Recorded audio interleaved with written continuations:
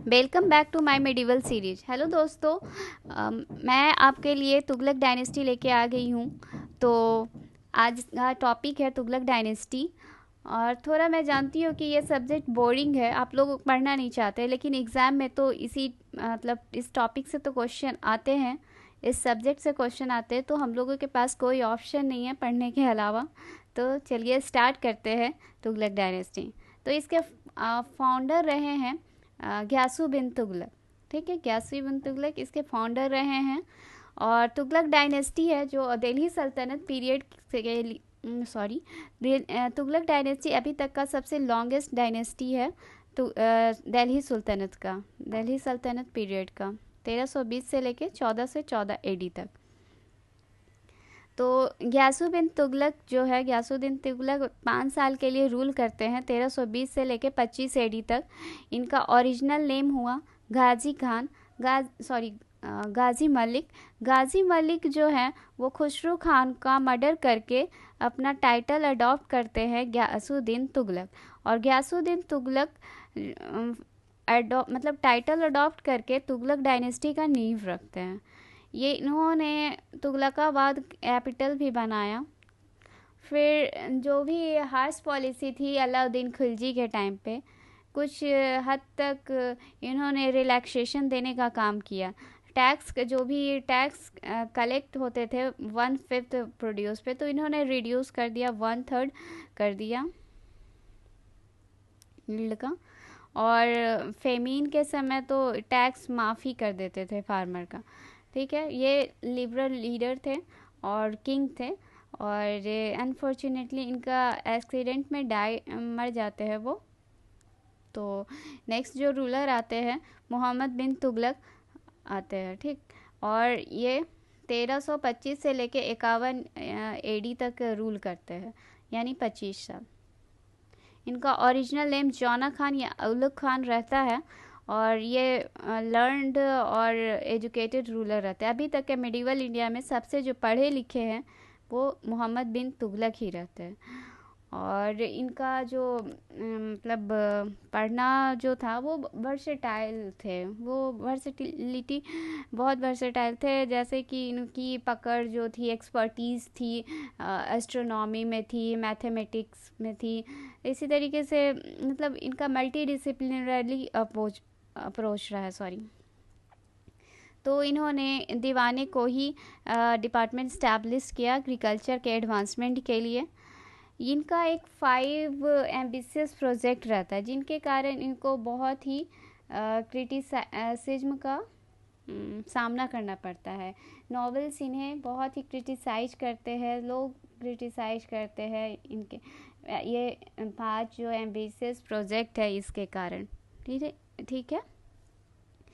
तो सबसे पहले इन्होंने क्या किया कि दो वेरियाज में क्या होता है, दो वेरियाज जो भी दो जो रिवर होता है, मतलब जैसे गंगा यमुना के बीच का जो एरिया होता है उसको दो एरियाज बोलते हैं। तो उस एरियाज में उन्होंने टैक्सेशन या फिर सेस को भी इंक्रीज कर दिया इन्होंने। जबकि शेयर जो है लैंड का वही फिक्स रहता है, एक्स्ट्रा कुछ रेवेन्यू जनरेशन नहीं होता। तो इन्होंने ऊपर से टैक्स को इंक्रीज कर दिया, तो इससे कोई फ़ायदा नहीं होता है, लोगों का नुकसान ही हो रहा था। तो ये वर्कआउट नहीं किया, ये प्लान उनका फेल हो गया।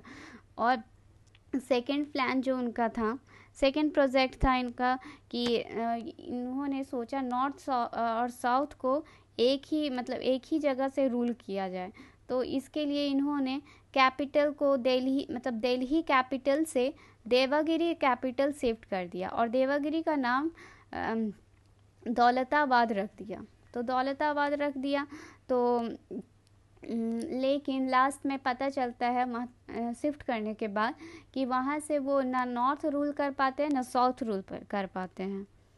तो ये भी प्लान फेल हो जाता है उनका। फिर उन्होंने टोकन करेंसी को इशू किया, जिसमें उन्होंने ब्रॉन्ज को इशू किया, ब्रॉन्ज कॉइन्स को। लेकिन इन्होंने जो सिल्वर करेंसी उसका फेस वैल्यू और ब्रॉन्ज का सेम ही रखा, जिसके कारण फॉर्जरी बढ़ने के बजाय फॉर्जरी घटने के बजाय फॉर्जरी बढ़ जाती है, और इन्होंने ये उस पर कंट्रोल ही नहीं कर पाते हैं। तो ये प्लान भी फेल हुआ, ये भी बाद में रोकना पड़ता है। उसके बाद जो उनका फोर्थ जो प्रोजेक्ट रहता है खुर्शान एक्सपीडिशन का, इसमें उन्होंने मतलब उनका वो एम था कि खुर्शान और इराक पे विक्ट्री हासिल करने का, बट अनफॉर्चुनेटली ऐसा नहीं हो पाता। इन्होंने तो पूरा प्लान कर रखा था, सारे आर्मीज को, मतलब ह्यूग आर्मी इन्होंने इसके लिए बनाया, बट मतलब पैसे वैसे भी खर्च होते हैं, लेकिन वो चल नहीं पाता है, मतलब हो नहीं पाता है, और अनफॉर्चुनेटली इनको ये प्लान भी बीच में ही रोकना पड़ता है। और खुर्शान में जो है इंस्टेबिलिटी का कंडीशन देखने को मिलता है, तो ये प्लान फ्लॉप हो जाता है। फिफ्थ आता है कुर्शिल एक्सपेडिशन। कुर्शिल एक्सपेडिशन में इन्होंने जो भी चाइनाज़ में इनकर्जन चल रहे होते हैं तो उनको कंट्रोल करने का सोचा, तो ये लिटिल बिट तो सक्सेस होते हैं, लेकिन रेनी सीज़न आते आते इनका प्लान फ्लॉप हो जाता है। तो इनके कारण ये 5 जो इनका एम्बिशियस प्रोजेक्ट है, इनको बहुत ही क्रिटिसिज्म झेलने को मिलता है। चलिए आगे देखते हैं। इनके टाइम पे जो कोर्ट स्कॉलर थे, इनके कोर्ट में एक स्कॉलर रहते थे जिनका नाम है इब्न बतूता। उन्होंने इनको अपॉइंट किया था as a qazi of Delhi, और इनको बाद में दिल्ली भी चाइना भेजते हैं एज ए एम्बेसडर। ये मोरक्कन ट्रैवलर रहते हैं इब्न बतूता, और ये किताब उल रेहला का ऑथर रह चुके हैं। ठीक, फिर ये पहले बर्नी ऐसा बताते हैं कि ये पहले ऐसे सुल्तान रहे हैं जो मुस्लिम सुल्तान रहे हैं मिडिवल इंडिया के, जो सेलिब्रेट किए होली और इंडियन और नॉन टर्किश पीपल को गवर्नमेंट पोस्ट में, मतलब गवर्नमेंट का हाई पोस्ट में रख रहे हैं। पहले ऐसे मेडिवल मुस्लिम सुल्तान रहते हैं। उसके बाद ये मारे जाते हैं, इनका मतलब सारा प्रोजेक्ट फेल हो जाता है। अपने जो रीजन है 25 साल के, उसमें बहुत सारे रिवॉल्ट करते हैं जिसमें वो सक्सेस नहीं हो पाते हैं, पूरा इनका राज्य कोलैप्स कर जाता है। और फिर लास्ट में एक टर्की स्लेव तागी सिंध एरियाज़ में उनको मार देते हैं। फिर ये जब मरते हैं तो एक बादायूनी का एक स्टेटमेंट आता है बदायूनी का कि सुल्तान फ्रीड फ्रॉम पीपल, सुल्तान फ्रीड नहीं हुआ पीपल से, बल्कि पीपल फ्रीड हुए हैं सुल्तान से, पीपल फ्री हुए हैं। ओके, देन नेक्स्ट रूलर आते हैं फिरोज शाह तुगलक। फिरोज शाह तुगलक जो हैं 1351 से 88 AD तक रहेंगे, और ये मोहम्मद बिन तुगलक के कज़न रहते हैं, और ये अपीजमेंट पॉलिसी लेके आते हैं, क्योंकि ये जान चुके होते हैं कि मोहम्मद बिन तुगलक से कोई भी खुश नहीं है। तो अब ये क्या करेंगे कि नोबल को खुश करने का कोशिश करेंगे, जिसके लिए इन्होंने मतलब अपीजमेंट पॉलिसी का अडॉप्ट करने का सोचा, जिसके लिए इन्होंने, ठीक है। तो ये बहुत सारे वेलफेयर प्रोग्राम लाने का कोशिश करेंगे, स्टार्ट करते हैं। ठीक, तो बहुत सारे हॉस्पिटल बनाया जिसका नाम रखा दारुल सिफा, कैनाल्स बनाए इरिगेशन के लिए, दीवाने खैरात बनाया चैरिटी पर्पस के लिए, जैसे कि लड़कियों के शादी के लिए या फिर किसी को ज़रूरत हुआ तो उसके लिए अलग ही दीवाने खैरात बनाते हैं, जिससे फाइनेंशियल असिस्ट कर सके लोगों को। दीवाने बंदे गाम बनाया स्लेव के लिए। फिर दीवाने वजारत बनाया, जितना भी बिल्डिंग जो भी कंस्ट्रक्शन हो रहे होते हैं उसका फ़ंड का जो भी रिकॉर्ड है काइंड ऑफ दीवाने वजारत के अंदर हुआ करता था। फिर टैक्स, इनके टाइम पे जो टैक्स हुआ करता था खर्राज था, जो कि एक काइंड ऑफ लैंड टैक्स था, जो 1/10 ऑफ द प्रोड्यूस लिया जाता था। और जाकात जो था वो 2% टैक्स लगता था प्रॉपर्टी पे। जिजिया जो टैक्स था नॉन मुस्लिम पे लगाए जाते थे। और खम्स जो था वो जो भी बार में जीत कर जो लाते थे उसका 1/5 राजा को देना होता था। फिर हक़ शराब टैक्स जो होता था वाटर टैक्स होता था, और ये एग्रीकल्चर को इनकरेज करने के लिए लगाया गया था।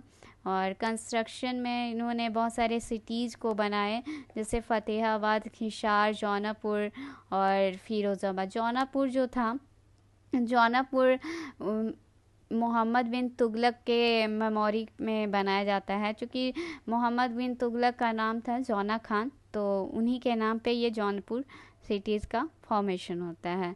इनके टाइम पे इनके जो पीएम थे, प्राइम मिनिस्टर, वो खानी जहाँ मकबूल सॉरी ये रहते हैं, खाने जहाँ मकबूल रहते हैं पीएम, जिसके वजह से इनके राज्य में बहुत ही शांति रहती है। और ये इनके टाइम पे ये था कि इन्होंने अपने आर्मी को असिस्ट किया था, मतलब ऑर्डर देके रखा था, अगर आप अटैक करते हो किसी पे तो वो अगर सामने वाला हार जाता है तो उसके राज्य में जो भी है यंग बॉयज उसको स्लेव बना के अपने राज्य में ले आने का, तो ऐसा करते थे ये। तो इसके अलावा इन्होंने अशोका पिलर जो 2 था दिल्ली से अशोकन पिलर को इन्होंने दिल्ली लाया, एक मेरठ जो कि यूपी में है और एक टोपड़ा जो कि हरियाणा में है। तो हरियाणा और मतलब मेरठ और टोपड़ा वाला जो पिलर है वो दिल्ली में लाते हैं। और बहुत सारे इन्होंने अच्छे काम किए हैं, जितना भी अच्छा काम है फिरोज शाह तुगलक के राज्य में मिल जाएगा। तो ट्रांसलेशन डिपार्टमेंट भी बनाया इन्होंने, एम्प्लॉयमेंट ऑफिस भी बनाया। फिर 1388 में इनकी मृत्यु हो जाती है। फिर जो बाद में रूलर आते हैं उतने मतलब कैपेबल नहीं होते हैं, तो देखिए लास्ट रूलर जो है नसरुद्दीन महमूद हैं, ये तुगलक डायनेस्टी के लास्ट रूलर हैं। और इनके रीजन में क्या होता है कि बहुत सारे जो प्रोविंस है इंडिपेंडेंट होने लगते हैं, और जैसे कि ख्वाजा जहाँ जो है वो जौनपुर को इंडिपेंडेंट बना देते हैं। और इनके टाइम पे तैमूर इन्वेजन होता है, मंगोल का इन्वेजन होता है, जिसके कारण ये डायनेस्टी एंड हो जाती है।